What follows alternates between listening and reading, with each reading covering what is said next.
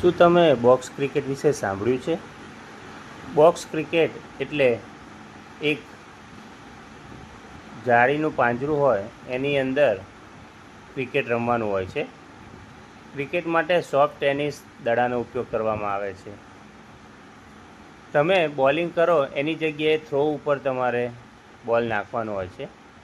7 ખેલાડીઓ સાથે તમારે આ ક્રિકેટ રમવાની હોય છે.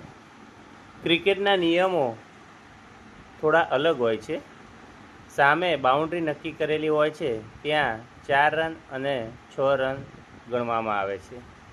ડાયરેક્ટ અડે તો 6 રન, ટપ્પે પડી અને જાય તો 4 રન.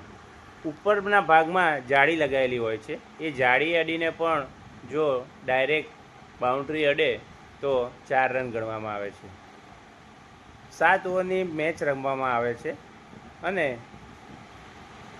આ મેદાનમાં બહુ દોડવાનું થતું નથી, એટલે લોકો સૌથી વધારે બોક્સ ક્રિકેટ રમે છે. ઓછા ખેલાડીઓ હોય તો પણ તમે ક્રિકેટ રમી શકો છો. શનિ રવિ વધારે લોકો રમવા માટે જતા હોય છે. રાત્રે 12-1 વાગ્યા સુધી પણ ક્રિકેટ રમતા હોય છે.